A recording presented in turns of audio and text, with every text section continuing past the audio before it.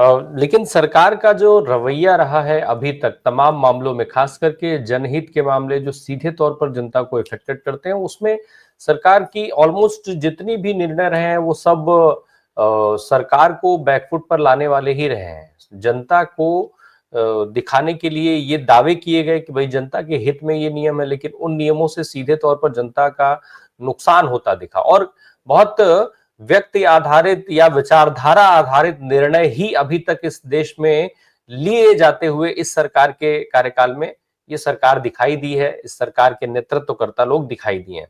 और फिर ये जो नियम है वो उनके लिए भी उतनी ही बड़ी मुसीबत खड़ी करते हैं, लेकिन वो चूंकि आपदा में अवसर तलाशने वाले लोग हैं तो उस हर आपदा को अवसर बताते हैं। जैसा जिस तरीके के हालात पैदा हुए, लोग जो है वो मारे मारे फिर रहे थे, और वहीं एयरलाइंस की जो फेयर थे, एयरलाइंस का जो किराया था उसमें बेतहाशा वृद्धि की गई। फिर अब उस दिखावे के लिए सरकार ने 24 घंटे के बाद उस पर एक कैपिंग लगा दी कि अब इसके ऊपर कोई जो है वो लेकर के नहीं जा सकता है हवाई फेयर। लेकिन आखिर इन ये सारी चीजें हो कैसे रही हैं? हवाई किरायों में बढ़ोतरी पहले भी होती रही है, त्योहार और इन सब टाइमों पे होती थी, लेकिन वो कुछ परसेंट तक ही रही थी। लेकिन पिछले कुछ समय में हमने कई बार ये देखा, जब एयरलाइंस के किराए में बेतहाशा वृद्धि हुई। दुनिया के तमाम देशों का एयरफेयर जो है, वहां तक जाने का एयरफेयर उतना नहीं है जितना हम अपने देश में ट्रेवल करने का चुकाने की बात सामने आने लग गई थी। तो ये स्थिति बद से बदतर क्यों हुई, इसकी जांच शायद सरकार को पहले कर लेनी चाहिए, क्योंकि इसके लिए मुझे लगता है किसी जांच की जरूरत नहीं है। इसके लिए केवल सरकार को आत्ममंथन करने की जरूरत है। जो नियम उन्होंने बनाए हैं, जिस जो नियम उन्होंने थोपे हैं, केवल आप उनकी विवेचना कर लीजिए। मुझे लगता है कि ये सारी कमियां स्वतः दूर हो जाएंगी, खत्म हो जाएंगी। तमाम जो मसले हैं, तमाम जो दिक्कतें हैं, उनका समाधान आपको मिल जाएगा। नायडू साहब जो हाई लेवल मीटिंग कर रहे थे, फिर एक उच्च स्तरीय जांच कमेटी उन्होंने सेटअप की, उस पूरे कमेटी का क्या ही रोल रहेगा उसमें? कितना वो क्या बीमारियां खोज पाएंगे? बीमारी खोज भी लेंगे तो क्या वो इतनी हिम्मत कर पाएंगे कि लिखित रूप में उन बीमारियों का जिक्र कर पाए, इस सरकार को सौंप पाए, अपनी रिपोर्ट में सरकार की दिक्कतों को दिखा पाए और फिर सरकार उनका समाधान ढूंढे? शशि सर, इतनी हिम्मत जुटाएगी ये कमेटी? बताएगी असल की क्या दिक्कतें रही? क्या जिक्र करेगी कि आपका जो बिजनेस मॉडल है वो खराब है?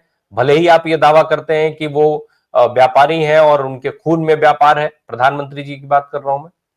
देखिए, पहली बात तो यह है कि जब तक आप इस सरकार की कार्य प्रणाली को नहीं समझेंगे, कि कार्य प्रणाली में एक तो मूल बात है कि धीरे धीरे सेंट्रलाइजेशन बहुत बढ़ा है।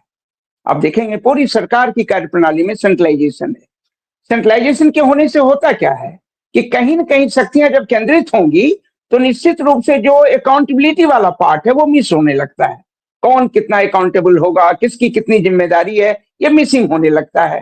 तो यहाँ तो साफ दिख रहा है कि सरकार में पूरी तरह से केंद्रीयता है, और वो केंद्रीयता सिर्फ सेंट्रल गवर्नमेंट नहीं, वो पीएमओ यानी कि जिसको अब सेवा तीर्थ और जो कुछ भी कहा गया, यानी कि व्यक्ति पर पूरी तरह से सरकारी कार्य की निर्भरता बन चुकी है कि जो जैसा वो चाहेंगे सरकार वैसे ही चलेगी। तो एक तो ये, दूसरा ये जो आप कह रहे हैं कि जांच होगी और ये सारी बातें होंगी और ये कितना निर्णय वो प्रभावकारी ढंग से वो कह पाएंगे, इतनी हिमाकत किसी किसी मंत्री में है क्या? किसी विभाग के मंत्री में वो हिमाकत बची है क्या?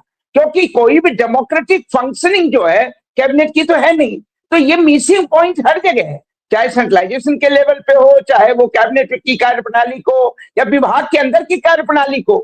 और एक और सवाल मैं बार बार ये उठाता हूं, खास करके कि जो जो मंत्री होते हैं, चलिए ठीक है ब्यूरोक्रेसी होते हैं, उनके अंदर जो है वो काम करते हैं जर्नलिस्ट और तमाम लोग, लेकिन मंत्री की योग्यता क्या होती है? भाई किसी कार्य के लिए किसी योग्यता की आवश्यकता नहीं होती है क्या? आप चुनाव जीत गए और चुनाव जीतने के बाद जो सौदेबाजी है पार्टियों के अंदर, उस सौदेबाजी में आपको जो है जो कुछ प्राप्त हो जाए फिर आप वो मंत्री पद ले लें। तो योग्यता तो पैमाना ही नहीं है।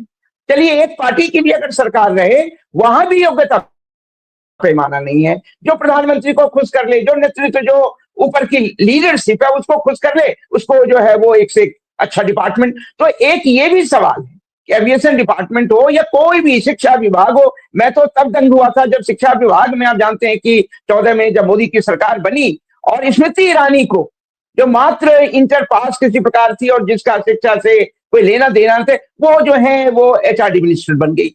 अब हम सब जो है दंग थे कि बताइए इस देश में शिक्षा की ये स्थिति, और आप देख लीजिए कि क्रमशः शिक्षा के क्षेत्र में कितनी गिरावट आई है।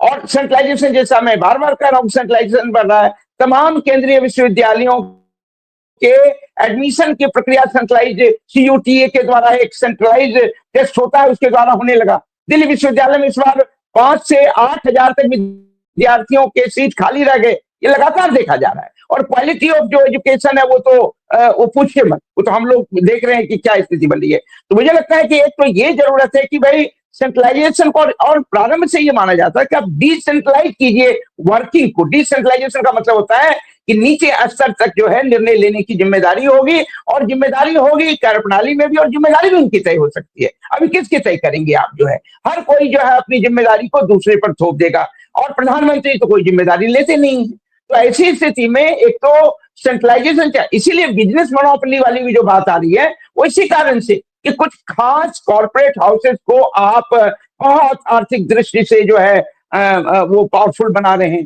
परिणाम क्या निकलेगा? निसंदेह जो उस परिणाम में वही निकलना है जो भी इंडिगो में भी आप देख रहे हैं।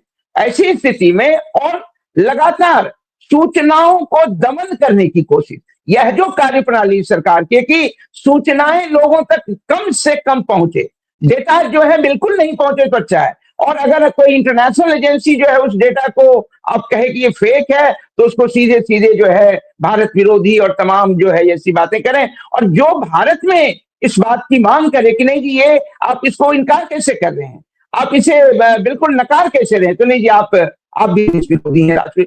ये पूरी कार्य प्रणाली को समझिएगा, तब किसी चाहे इंडिगो का क्राइसिस हो या कोई अन्य क्राइसिस को आपको समझ में आएगा। देखिए अभी मैं एक और बात कर रहा हूं, अभी इन्होंने लेबर लॉज में जो है तमाम लेबर लॉ को मर्ज करके और उसमें परिवर्तन करके 4 जो है लेबर कोड जो है उसको बनाया था और उसको नोटिफाई कर दिया।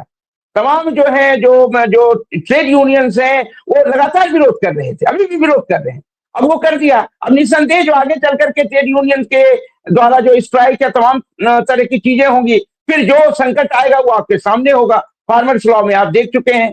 तो मैं ये लगातार देख रहा हूं कि निर्णय लेने की प्रक्रिया अगर जो है विकेंद्रित हो, उसमें योग्य लोगों के हाथों में निर्णय लेने की क्षमता और जिम्मेदारी दी जाए, और फिर सारे स्टेक होल्डर से बातचीत के बाद जब आप निर्णय लेंगे तो आप निर्णय के खिलाफ बहुत ज्यादा विरोध भी नहीं पाएंगे, और थोड़े बहुत विरोध होंगे तो जनतंत्र में चलता है, लेकिन निर्णय लेने की वापस करने की स्थिति पैदा नहीं होगी। तो अब एक एक चीज एक निर्णय लिया गया, फिर उस निर्णय के विरोध दबाव बना, उससे उस बीच में जो संकट आया। अब आप फार्मर्स लॉ में आप जानते हैं कि कितने लोग मर गए, और संसद में संवेदना और श्रद्धांजलि के 2 शब्द नहीं दिए गए।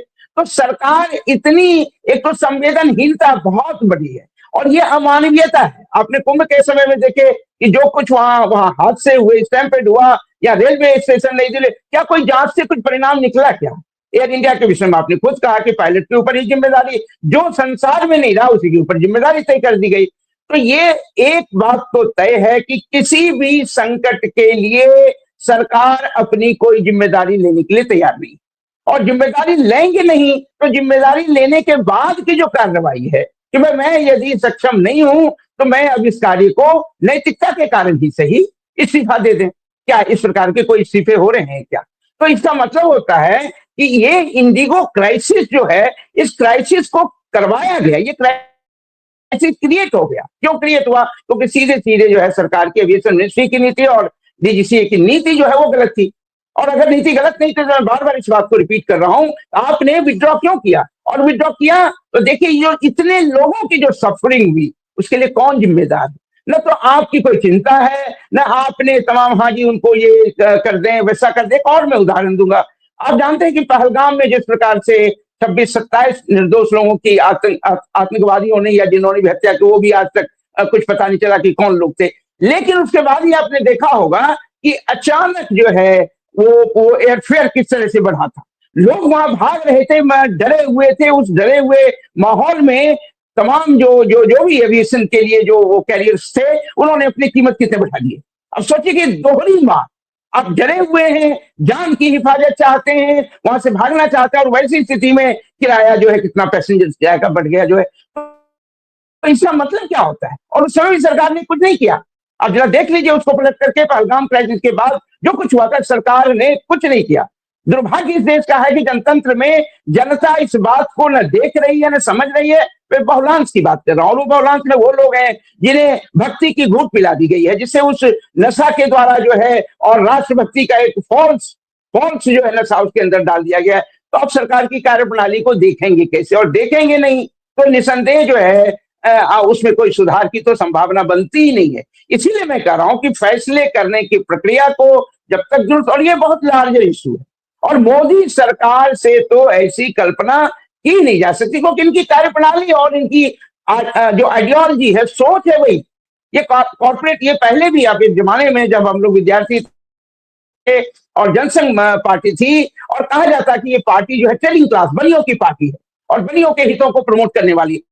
और आज भी वो पार्टी जो भारतीय जनता पार्टी बन गई, वो बनियों बनियों का मतलब है जिसका पैसे पर, बिजनेस पर, व्यवसाय पर, तमाम चीजों पर नियंत्रण है, उनके हित। और उसमें भी एक नई प्रकार की पद्धति इन्होंने शुरू की, जिसको क्रोनी कैपिटलिज्म या राणा पूंजीवाद, जिसमें कुछ कुछ लोगों के हितों को बढ़ावा देंगे, बाकी के हितों को इग्नोर करेंगे, और इस प्रकार से राष्ट्र की संपत्ति को भी उनके हाथों में दे देंगे। तो आपने खुद जिक्र किया, चाहे एयरपोर्ट की बात करें, चाहे वो तमाम जो बंदरगाह हैं उनकी बात कर रहे हैं, और आपने देखा होगा कि बंदरगाह में किस प्रकार से कितने हजारों करोड़ के ड्रग्स निकलते हैं, किसी को कुछ पता चला क्या? तो इस सरकार की पूरी कार्यप्रणाली ऐसी है। तो मैंने कुछ सवाल इसलिए ये उठाए कि ये सवाल एक सैद्धांतिक सवाल है, जिसकी अभी दूर दूर तक कोई संभावना नहीं है। मोदी सरकार में तो कोई संभावना नहीं है। और मैं तो ये मानता हूं, अच्छा, ब्यूरोक्रेसी को भी ट्रिपल्ड कर दिया गया है।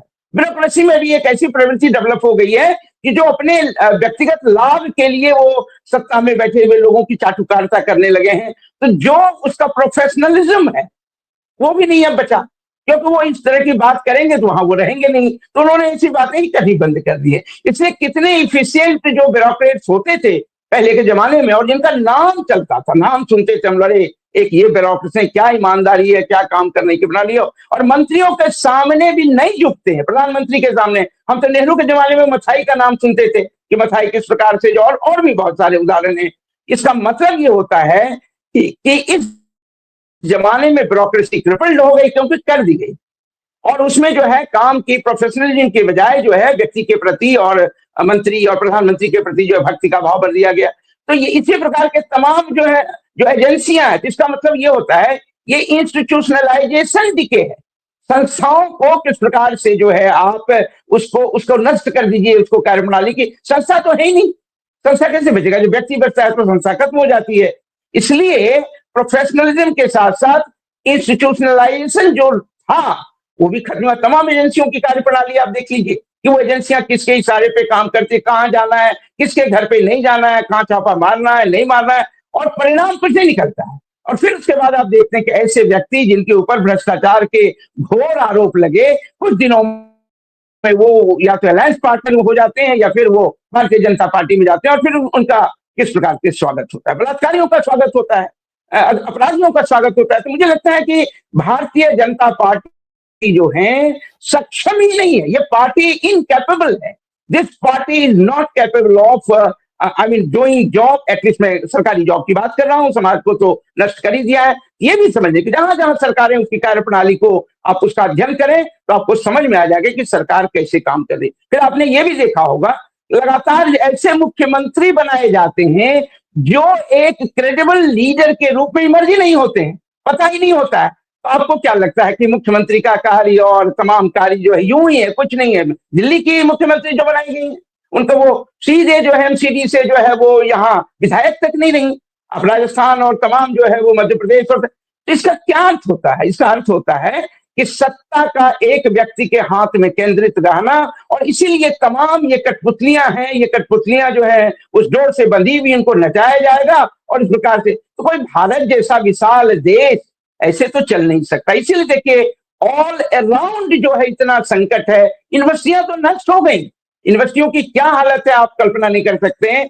मुझे लगता है इन तमाम चीजों को समझने की जरूरत है, और इसको सैद्धांतिक सवालों के उत्तर ढूंढने के, लेकिन ढूंढेगा कौन? आप सरकार को कोई सलाह दे ही नहीं सकते। सरकार संवाद में विश्वास करती नहीं है। तमाम जो अभी हिंद मजदूर सभा के महासचिव से बात हो रही थी और लेबर कोड पे बात हो रही थी, वो कहते हैं कि बात ही नहीं करते हैं, और जो सुझाव दीजिए वो मानने के लिए तैयार नहीं है। तो हमारे पास क्या बचता है? हम स्ट्राइक करें, दबाव बनाएं, तो आखिरकार प्रभावित तो होगा ना। ये तमाम सवाल हैं जिन सवालों को समझने की आवश्यकता है। जी।